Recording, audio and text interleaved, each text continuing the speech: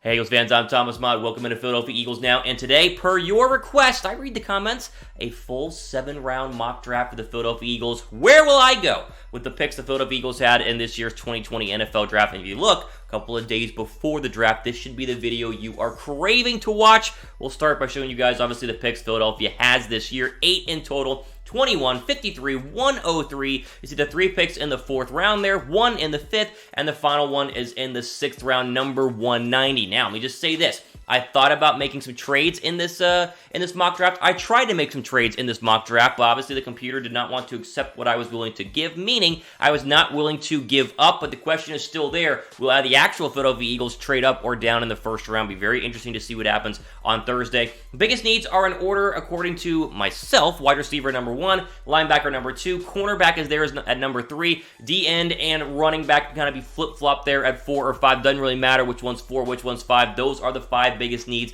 for the Philadelphia Eagles going into the 2020 draft. I did use the Pro Football Network's draft simulator here, and that's where we got all the player rankings and the big boards and the other teams who picked their players until I was able to go at number 21 overall. Before we start, biggest need of round 1. We're about to tell you who I got at number 21. What's the Eagles' biggest need? Is it wide receiver or is it linebacker? Type WR down below for wide receiver. Type LB down below for linebacker. So, who did the Philadelphia Eagles, or I guess who did I have the Philadelphia Eagles taking number 21 overall? It's the consensus pick we all expect them to get. That's Justin Jefferson, the wide receiver out of LSU. He was there at 21. He made the most sense. There was no Kenneth Murray, there was no Jerry Jeudy, there was no Henry Ruggs, and there was no, obviously, CeeDee Lamb in this mock, so I went with the best wide receiver available, and he might turn out to be the best receiver in the entire NFL draft. Tied in the nation for the 111 catches during his career, last season at LSU, 18 touchdowns. He's proven to be a big play threat. Go on the outside, line up in the slot. This is a guy that can be an instant impact for the Philadelphia Eagles, and many consider,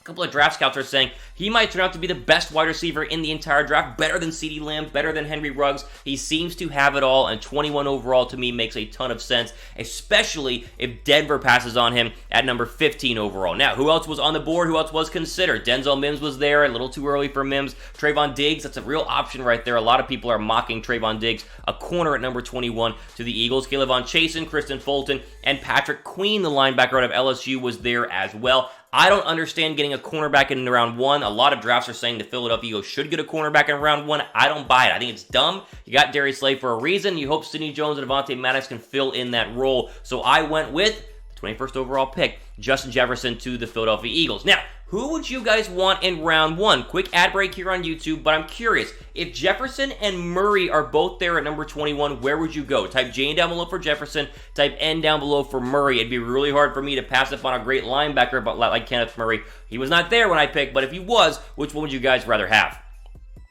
All right, moving on, round 2. Now, this is where I tried to make a trade up. I tried to trade up to 34 to take a cornerback, but that trade was denied, and so I decided to stay put at number 53 overall, and I took, yes, you better believe it, a running back, J.K. Dobbins out of Ohio State. I got a 1A, 1B running back going right alongside Miles Sanders. That way Carson Wentz has a backfield that could be as elite as they come in the entire National Football League. This is a guy who is an elite running back. This is a guy who, during his career at Ohio State, even when he was backing up Zeke Elliott, was still showing flashes of greatness, and obviously showed them off last year at Ohio State overall. This gives Philadelphia a 1-2 punch that is one of the youngest and scariest 1-2 punches in the National Football League. There are a lot of people in the comments who will say, we don't need a running back. You know what? We do, because Boston Scott's unproven, and Elijah Holyfield is probably not going to see a lot of the field in Philadelphia because he's a third-string running back. Sanders is great, but Sanders needs to be spelled at some point, and it's a running back by committee type league. This was the best player available. There was no Rager, no Mims, no Fulton, no Jalen Johnson, no Xavier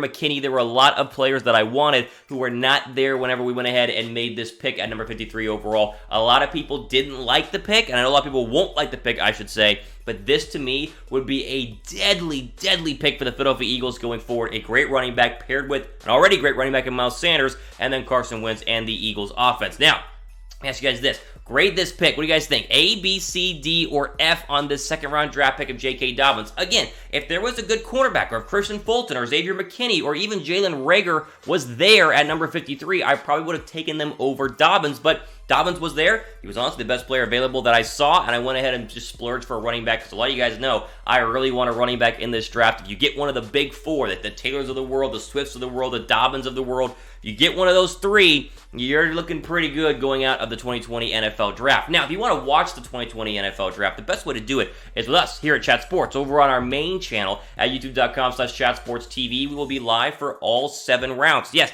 Tom, Mitch, they'll be live for all 7 rounds. And guess what? Little birdie told me yesterday I will be live for the Eagles pick in the first round. So if you want to watch me dissect and break down exactly who Philadelphia takes, wherever they take him in the first round, go ahead and subscribe to our main channel. Subscribe here as well, but subscribe to our main channel. That way you're notified whenever we go live on Thursday, Friday, and Saturday for all 7 rounds of the 2020 NFL Draft. Okay, so we get into the 3rd round, pick 103, and you look at some of the needs Philadelphia has. I thought very highly about getting another wide receiver here. Chase Claypool was available. You get 2 wide receivers in this draft. That would be huge for Philadelphia. And then I realized, Thomas, what are you doing? You've said so many times during the past couple weeks here on the channel, we've got to get a linebacker. So I went with a linebacker who I think is going to be an incredible value in round 3. He is Troy Dye, and Troy Dye is a guy you probably haven't heard a ton of, but he's a linebacker that is going to be, I think, an everyday starter at middle linebacker in the National Football League. He has great size. He's a great tackler. He can run, great lateral quickness, sideline to sideline, and the only knock on Dye is that he tends to get lost in terms of shedding blockers to make tackles inside the tackles. The problem is, or I guess the good thing for him is, we're going to have one of the best defensive fronts in the entire National Football League, especially with Malik Jackson coming back and Javon Hargrave and Fletcher Cox, and obviously it's going to be a great defensive line. There are not going to be a lot of free holes and free blockers coming forward. The Eagles had, I think, the best run defense in the National Football League last year. Dye is great in coverage. Dye is great laterally, like I said. He makes a lot of sense in Philadelphia, who has not gotten a good linebacker in a long time. The last linebacker they got in the draft that was actually pretty good was in the 3rd round, Jordan Hicks out of Texas just a couple of years ago, and obviously he got injured, and they let him go. Other people who were available here, Claypool was there. Clyde Edwards-Helaire was there as well. Donovan Peoples-Jones was there. A.J. Green, the cornerback out of Oklahoma State, was there. I thought about him, but again, do we really need a cornerback right now? I argue that we didn't really need one this early. And Van Jefferson out of UF. 4th round. Now, I just said we don't need a cornerback this early. I did wait till the 4th round to go ahead and grab an extra one. This one, easily the best player available, Bryce Hall, the cornerback out of UVA. At one point, many people thought he would be a 1st-round cornerback. This is the only player in this mock draft that has injury history. We talked about it yesterday. Philadelphia wants to stay away from injured players. I think we can gamble on one of our 3 4th-rounders with a formerly injured player, an ankle injury last year, but could still turn out to be a 1st-round talent at cornerback in Bryce Hall. Listen, great ball skills, great size, and he should have been a 1st-rounder had he not been injured. So here we go in the 3rd round. Very Sidney Jones-like, except he had an Achilles injury, which is a lot harder to come back from, whereas Bryce Hall had an ankle injury last year at UVA. I think this makes perfect sense for Philadelphia. Do they need another young cornerback is a very fair question. Maddox or Sidney Jones will probably start opposite of Darius Slay on the outside, but at the same time, Maddox and Sidney Jones and even Rasul Douglas have shown that they have holes in their armor, that they are not perfect on the outside, and Bryce Hall wants to go win that job. That would be totally fine with me. Can never have enough bodies back there in the secondary. I think Hall makes a lot of sense for Philadelphia. You obviously saw all the other people who were there. Tyler Johnson, Amik Robinson. I thought about Antonio Gandy Golden here with this pick. Decided not to because I had 2 other picks in the 4th round, so I was going to wait to see to get a wide receiver. The question, though, that I have for you guys, I just mentioned it. Who starts opposite Slay at cornerback? Type J down below for Jones. Type M down below for Maddox. Or I guess there could be another cornerback. But between those two, Sidney Jones, Avonte Maddox, I want to gauge the audience, J or M, in the comment section down below. Moving on, 145, 4th round pick. Back-to-back picks here to end the 4th round. I got another wide receiver, and it's one we haven't talked about a lot here on Philadelphia Eagles now, but it's James Prochet, the wide receiver out of SMU. Question for you guys right now. Who was the wide receiver who tied Justin Jefferson, the Eagle player we got in round 1, with 111 catches in college football last year? Who was it? Hint, this guy, James Prochet, wide receiver out of SMU. An SMU wide receiver, think about this, had 111 catches last season. An SMU wide receiver, again, SMU quarterback is throwing to him, had 27 touchdowns the last 2 years. This guy has elite ball skills, a 4-year starter at SMU, first-team All-AAC. He can also return kicks. Obviously, he's falling a little bit because of the explosiveness, but for a 4th-round wide receiver, Prochet is about as good as you can ask for. He does everything the Eagles want him to do. He could be a Nelson Aguilar replacement over the slot, and he catches the football, doesn't drop it a lot. the problem that Philadelphia has had a lot over the past couple of years. Not a lot of other great wide receivers left on the board. Isaiah Hodges, and they had a tight end, Hunter Bryant, great value. Don't need a tight end, though. I like this pick overall for Philadelphia, and I get my 2 wide receivers. I keep saying the Eagles need to get in this draft. So, if you agree with me and like the pick, give this video a thumbs up for Philadelphia getting 2 wide receivers in the draft. If you think we need to get 2 wide receivers with 2 of our 8 picks in this year's NFL draft, give me a thumbs up. Now, back-to-back picks. Fascinating. 146 comes up. It's Philadelphia again. And I decided to go with the best pass rusher available, and that was Alton Robinson, the defensive end out of Syracuse. I love the upside in the 4th round. Great athleticism, great bending ability, a massive upside. The problem and why he's going to fall in this draft, massive junior year. I mean, had a fantastic junior year at Syracuse, and then last year, not so great. So a raw talent, you bring him in, think of a Josh Sweat-like guy who already is in Philadelphia, raw talent there, but was kind of plagued due to injuries. This guy can come in, he can learn behind Barnett, learn behind Brandon Graham, and hopefully eventually become a good pass rusher, but because he was obviously a 4th round draft pick, we're not really expecting him to do anything special, at least in the first year, and maybe he blossoms into a better pass rusher going forward. Okay. 2 picks left for Philadelphia, so I decided to go ahead and fill position needs that we needed to go ahead and get out of the way.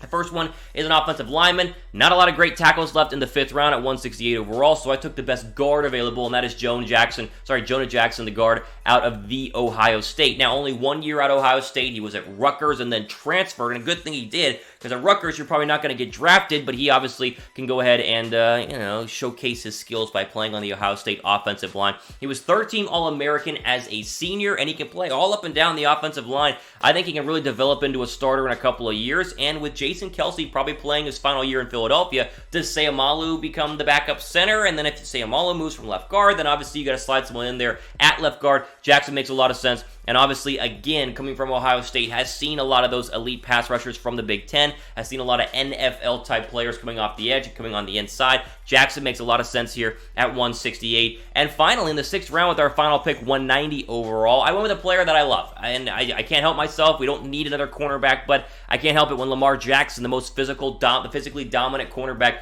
in this draft besides Jeffrey Okudah, just based on his size, was there. I had to take him. Not the quarterback out of, obviously, Louisville. This is the cornerback out of Nebraska. I mean, this guy was fantastic. 3 interceptions in his career, 117 tackles. Do we need another cornerback? No, I don't think we need one, but he's a physical freak who I really think could be a consistent cornerback in the National Football League. He has the speed, he has the size, he's the biggest cornerback in this draft, and in the 6th round, we're going for value. This makes a lot of sense. The only other player that I really would have thought of getting here was probably Quintez Cephas, obviously the Wisconsin wide receiver, but just felt like we were forcing too many wide receivers, and obviously in the 6th round, there's no guarantee they're going to be great. Maybe get an undrafted wide receiver, or hope that, Greg Warder, J.J. Arcega-Whiteside finally starts producing at the level that we expect them to do. But that was the final pick of my Eagles mock draft, and so, grade the mock. How'd I do? A, B, C, D, F. I think this would probably be a B+ or an A.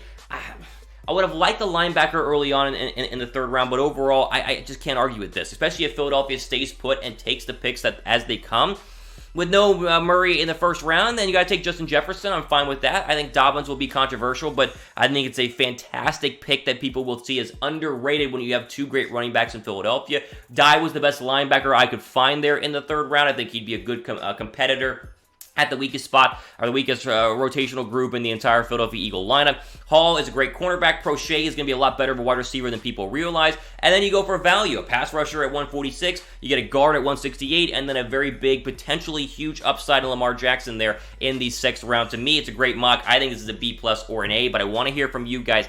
Give me a grade of the full 7-round mock draft right here. That way I can see what you guys think of this draft. Overall, it's a lot of fun, but it's not the real deal. The real deal is what? Today's Wednesday. The real deal is tomorrow. Think about that. The real deal is tomorrow night. I cannot wait. Be sure to tune in with us here at Chat Sports over at our main Chat Sports channel. All time we have for today. For Chat Sports, I'm Thomas Mott, signing off. Enjoy the rest of your day.